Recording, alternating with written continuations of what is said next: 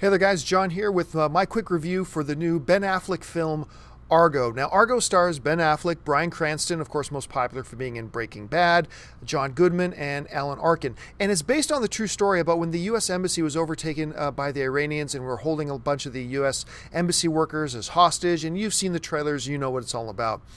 I'm going to tell you right up front, I absolutely love this movie. ARGO is a fabulous movie. I'm going to be shocked if it's not nominated for Best Picture come the end of the year.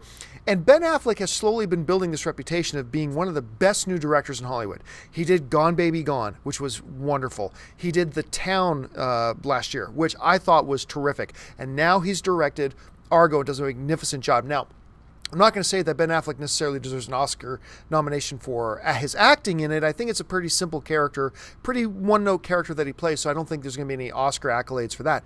But the job he does directing this film is remarkable. He does two really gutsy, brave, and brilliant things.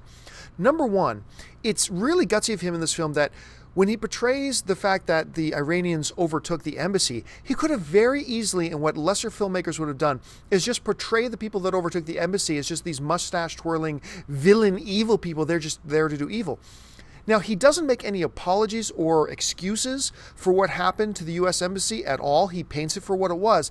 But at the same time, he wants to paint it historically accurate. He explains in the film, he allows the film to explain why the Iranians at the time were so angry and felt so wronged and so jilted by the Americans, and why they felt so angry and maybe what prompted them to feel like they wanted to do what they did at the embassy. But once again, the film never crosses a line to making excuses for what happened. It's a really brilliant balance that I think only the hands of a really gifted director can do.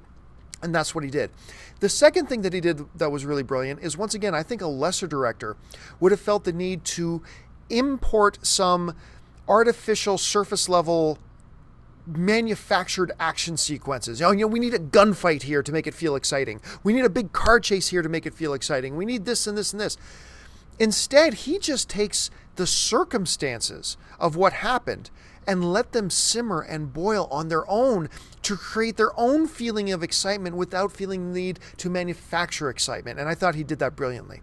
Now, one of the other things I think ARGO does really well is that ARGO could have become very, very heavy very fast. I mean, you're talking about hostages and international tension. It could have been very, very heavy. But while the heavy stuff is going on in Iran, he's got more lighthearted stuff going on back in the U.S. in Hollywood with the John Goodman and Alan Arkin characters that bring some humor and wit to it and a bit of perspective. And Bryan Cranston is kind of in the middle. He does the serious stuff, but he also does the lighthearted stuff. And so what you have is this film that's really well balanced. You never feel over heavy, but at the same time as an audience member, you never feel like it's not taking the subject matter seriously. It's balanced beautifully well.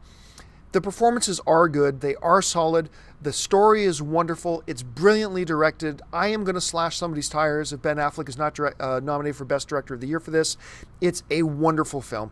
On a scale of 1 to 10, I'm going to give ARGO an 8.5 out of 10, and I highly recommend that you run out to see it. Hey, folks, subscribe to my YouTube channel. Thanks a lot for watching me. Follow some of my other reviews, and until next time, bye-bye.